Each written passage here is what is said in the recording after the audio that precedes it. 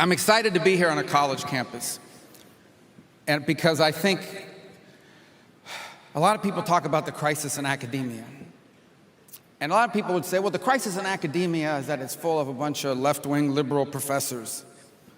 But that's kind of always been true, unfortunately. That's just the way it is. That's what academia attracts. Others will say, well, the problem with college campuses is you graduate from there and then you can't find a job and you owe a bunch of money, and that's most certainly true too as well. They're not teaching people, in many cases, skills that are applicable in the real world. But my biggest problem with academia in America today is not that they're teaching the wrong courses or that they're being taught by the wrong people or that your professor who gets to grade your papers is some anti-American Marxist. These are not things I'm in favor of, but they're certainly not our biggest problem. I think the biggest problem we have in academia today is that it is no longer a place where we teach truth. Knowledge and truth are not always the same thing. And it strikes me that we are today a society, we are, by every measure, your generation, by every measure, is the most educated generation of people in the history of the world. And yet that education and truth have been divorced. And there is such a thing as truth. This morning, as it has every day in the history of this planet, the sun rose in the east and will set in the west.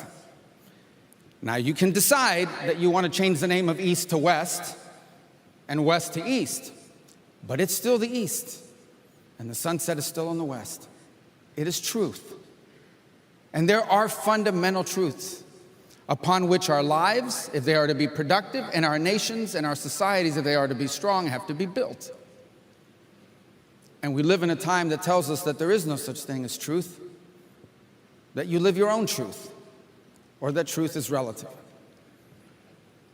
This week, and it is impossible to speak to you today and not address what's happened over the last 4 or 5 days halfway around the world, is a week that revealed that there are still truths in the world, and sometimes they are uncomfortable ones.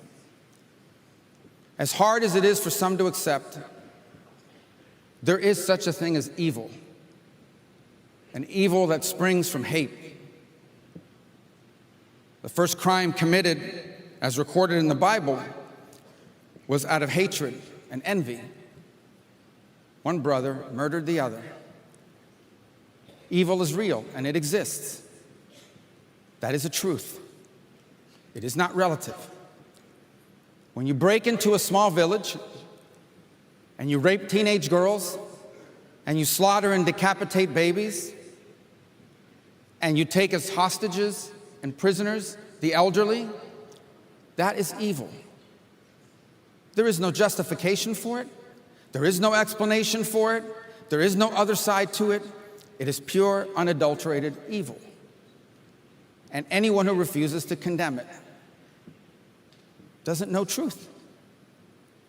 And it's troubling to see some of these statements out there that come from some of our college campuses, not because the statements themselves are offensive, they were, but because it reveals a deeper rot, and it is a war on truth.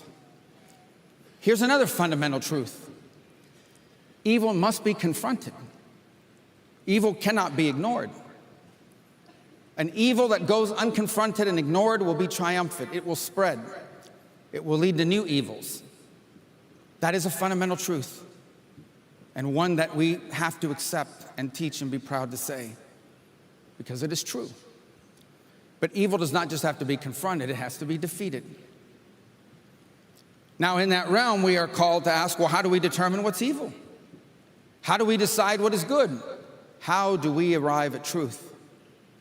And it is there where I believe that our faith is a treasure that informs and guides our life. Secretary Pompeo a moment ago talked about an interview he gave where he was asked, how do you reconcile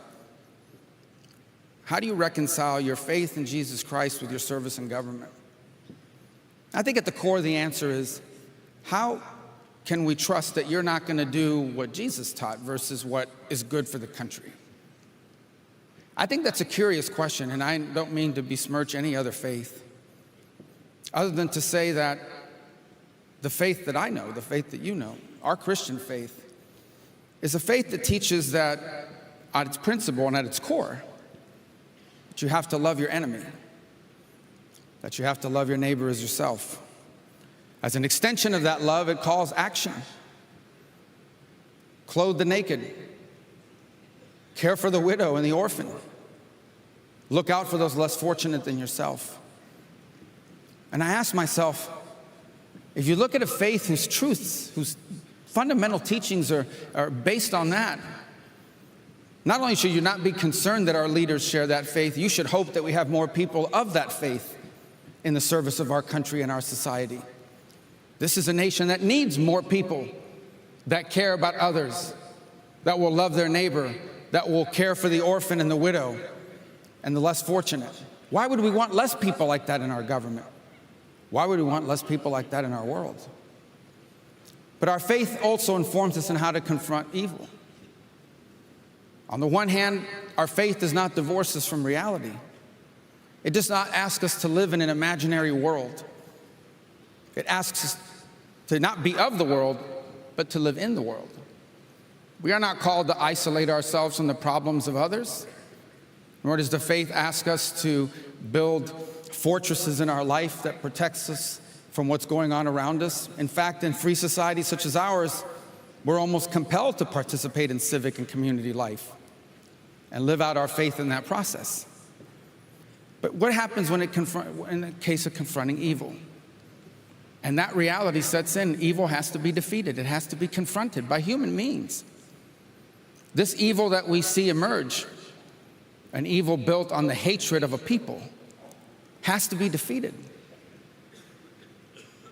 But the fundamental question becomes, how do you defeat evil without becoming evil itself? And I'm not talking about the tactics. To be blunt, these are armed groups of terrorists and degenerate killers who need to be defeated by military means. It's an uncomfortable truth. It's an unpleasant truth, but it is truth. The challenge becomes, how do you do that without your motivation for defeating that evil being hatred?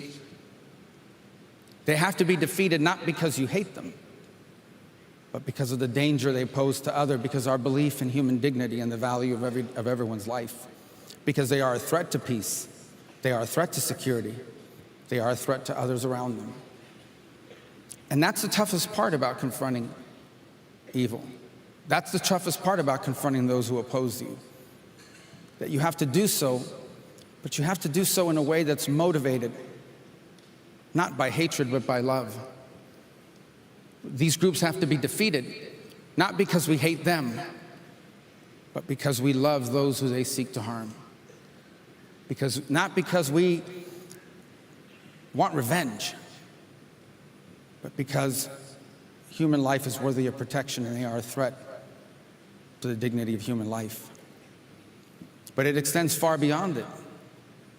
And I say this to you as it's an uncomfortable situation that many of us confront now. It is hard to see the images of people cheering in the streets as they defile the dead bodies of the victims. It is hard to see people in our own country, as I saw images yesterday and videos yesterday of protesters who supported these groups mocking pro-Israel demonstrators and mocking the victims of these atrocities. And our humanity, our response is hatred. Our natural response, and I say natural response because we are fallen creatures. We must understand that when sin entered the world, it fundamentally transformed us. And it is what we struggle with every single day. It's why everything that is bad feels so good, and everything that is good is so hard. It is why death entered the world. It is why suffering. It is why all these things are happening. And part of that fallen condition is that our natural reaction to hatred is hatred. It is to be angry at the people who did it and to decide that we've got to do something about all of them, every one of them. And that's when evil's at its most dangerous. Evil is at its most dangerous when evil tempts you into evil versus when you confront evil through truth and through justice. I could extend that further into my political career. I believe that our faith should inform what we do in every aspect of our life. In fact, the gospel teaches that we are all ambassadors of our faith and of Christ, no matter what your role is. That everywhere you go, you should be a light to the world through your example. I'll touch upon that in a moment. But I think at its fundamental, if I wanted to really point to one part of it that I think is really important in how it informs our faith, how it informs our work in public service, is as much as we may like it, our faith is not a political system. And by that, I do not mean to discourage any of you from voting. In fact, given what I know about the school, how this area has voted in the past, what I know about the values that you hold, I hope all of you vote as often as you can, legally, by the way. So I don't mean to discourage you from voting or participating or caring about politics. What I do ask, what we must remind ourselves of every day, is that Christianity is not a political movement. It participates in our political life, and it must, to protect our freedoms to worship, to stand for truth, the truth that an unborn human being is a human being.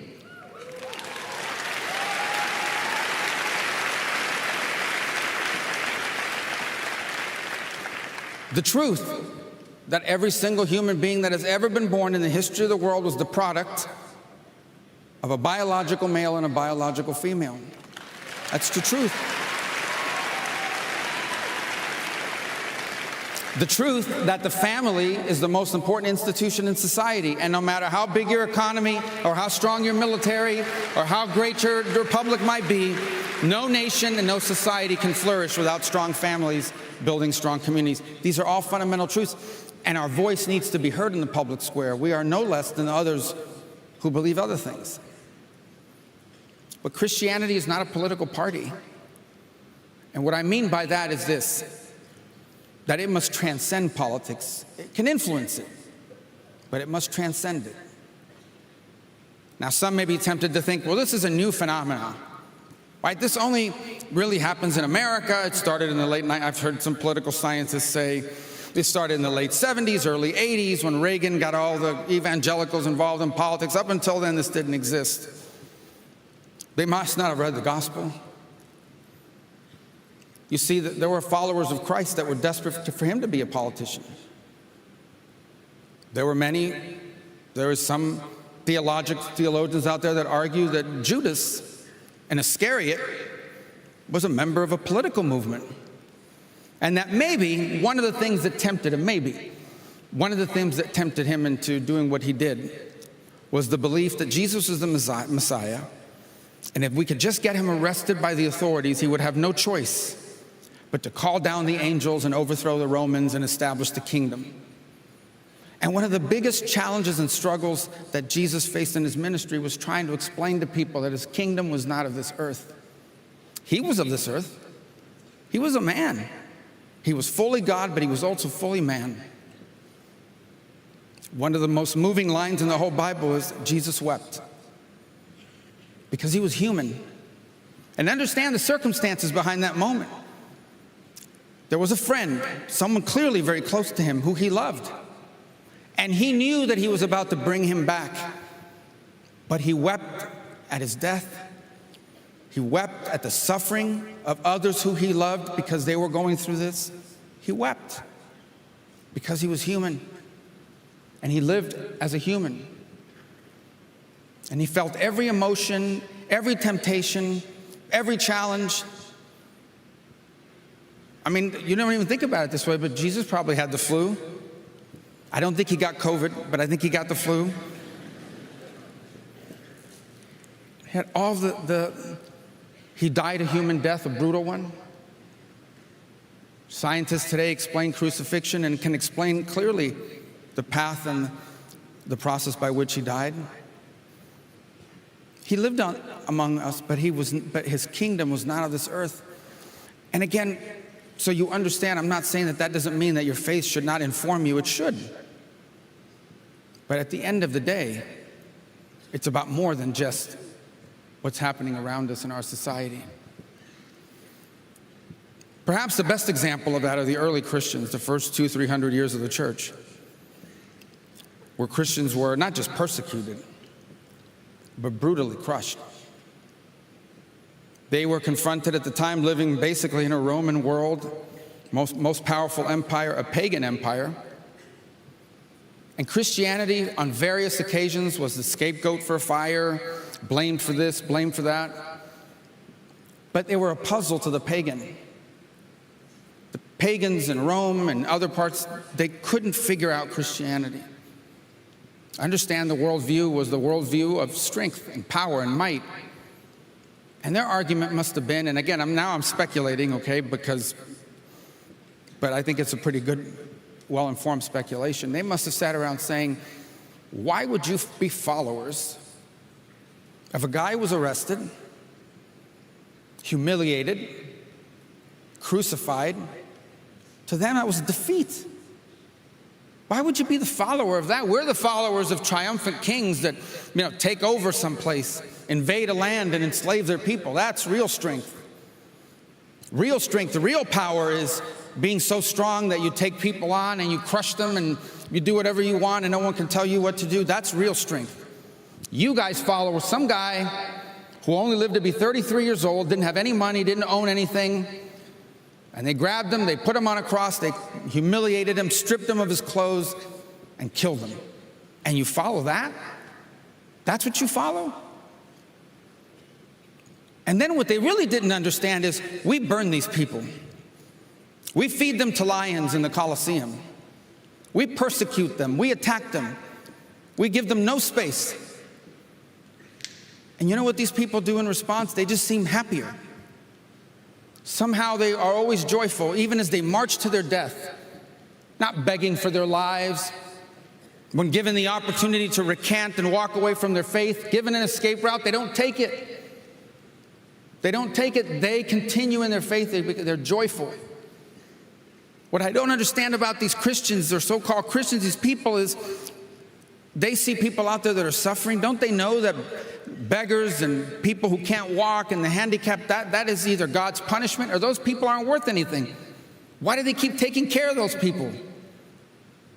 And they were puzzled by it. They didn't understand it, almost threatened by it. But then something changed.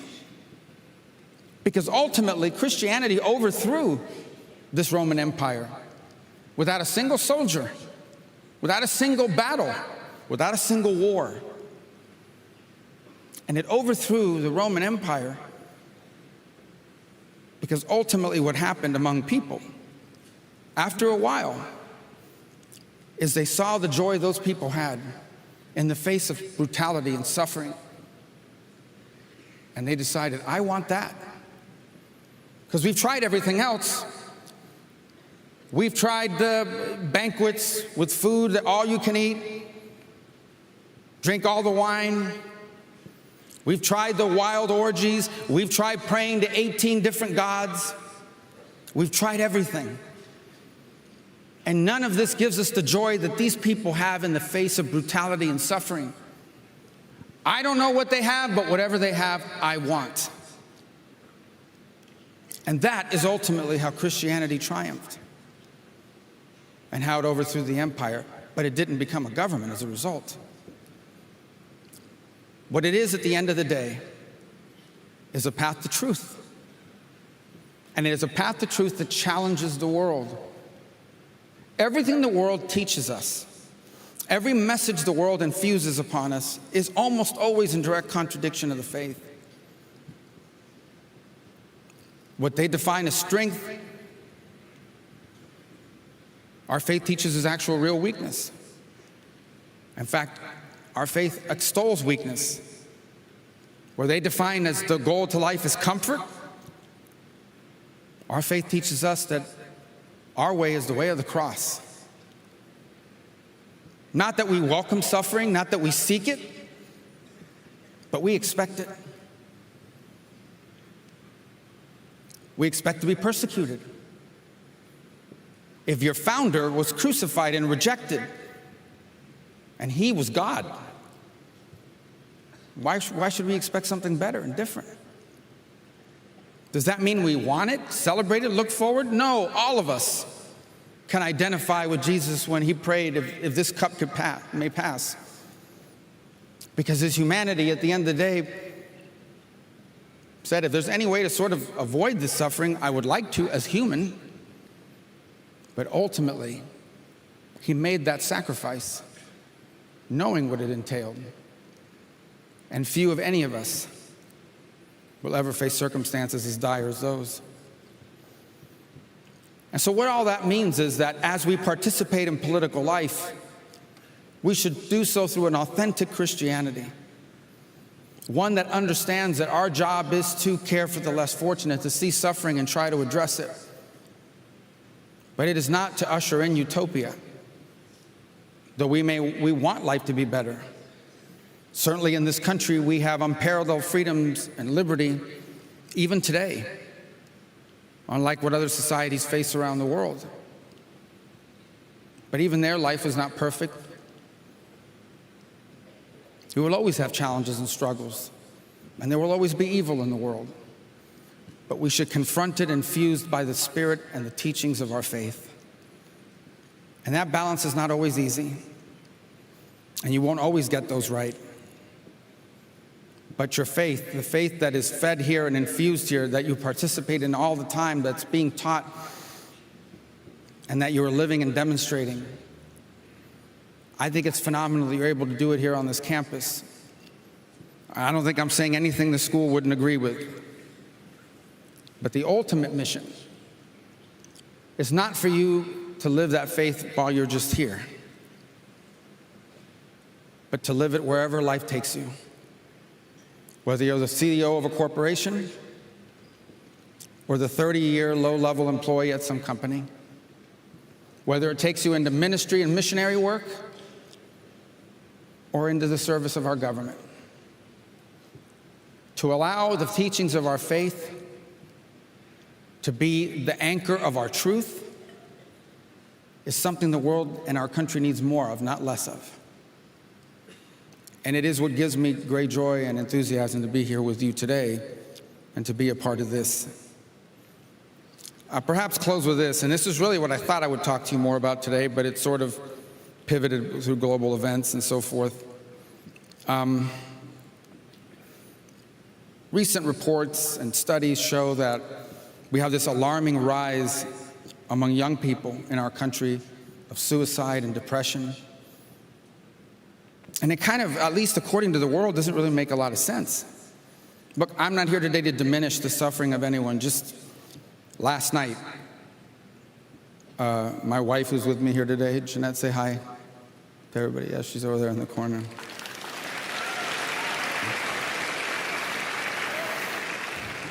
She likes it here so much, she wants me to get Pompeo fired so I can take his job. But I'm like, Jeanette, I don't want to. I think I still need to live in Florida to be the senator from there. But Mike, are you going to be teaching? Is Pompeo going to be teaching? All right, because I am actually an adjunct professor at a university. They don't let me grade papers anymore because everybody was getting A's. These people are all voters. I'm not, so. Yeah. Hey, listen, I won by 16 points, okay? Don't criticize it. It works.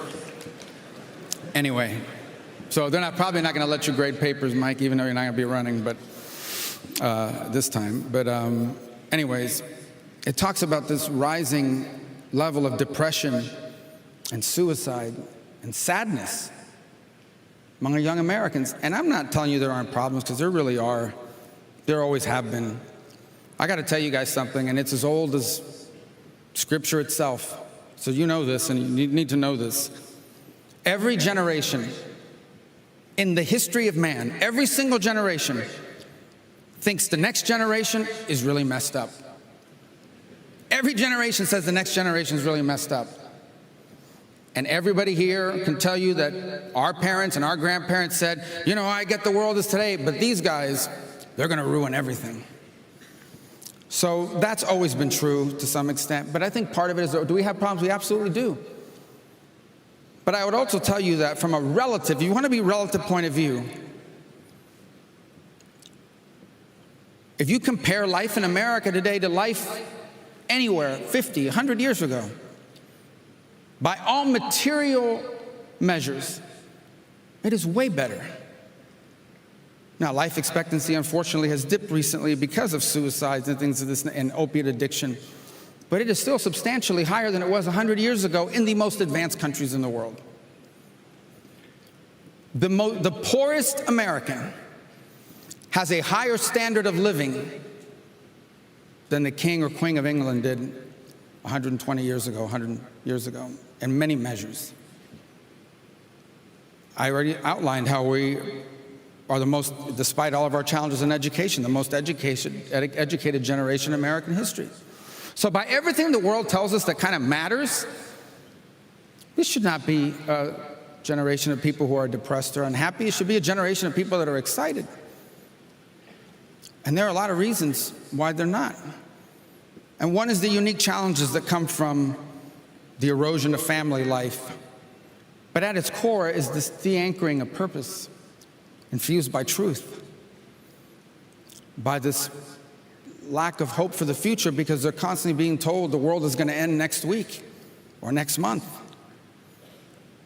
And these are things we'll have to deal with in the public realm because they're a problem for our country and something that we need to address.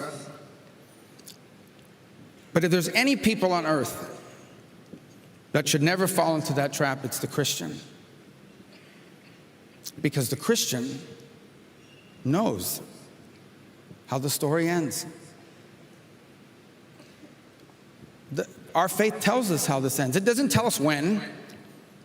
It doesn't outline specifically how, but it basically tells us that when all is said and done, whether it's now, 1,000 years from now, or next week, Jesus will return. Well, actually, it says first we will go through a great trial and tribulation, the final persecution of the church. And when all hope seems lost, Jesus will return and establish a new heaven and a new earth and restore humanity to what humanity was always supposed to be before death and destruction and sin entered the world. We know how the movie ends. And it's like these horror movies. We've seen them 10 times. And we know how the movie ends, but we still get nervous at what's going to happen in this scene, even though we know, like, that person survives. How do you know? Because they're in the sequel. We know how the movie ends. That doesn't mean we're not sad at injustice. That doesn't mean that we're not outraged at evil. That doesn't mean we're not troubled by the suffering in our lives or those around us. But despair and Christianity are not compatible. Hopelessness and Christianity are not compatible. They're not compatible. Because we know, if we are truly infused and informed by our faith, we know how the story ends. And we know what truly matters. We know that we were created not based on what we can achieve over 60 or 70 years in this life. We were created to live in eternity without sin, without death, without suffering, without tears, with our Creator, the way we were originally meant to be. Ours is a faith of truth and justice and love and hope. And I pray that we will have more people in government and in our society who are guided by those principles in what they do and the decisions they make and how they treat others and in how they engage in the world. And I thank God that this university is here, that allows all of you to gather together, and I am excited and anxious and looking forward to what you will contribute to our nation, our country, our communities, and our families in the years ahead. So I thank you for inviting me here today, and the best part of it all is I was able to give the speech without falling into one of these holes, which was my biggest fear. Thank you. God bless all of you. Thank you.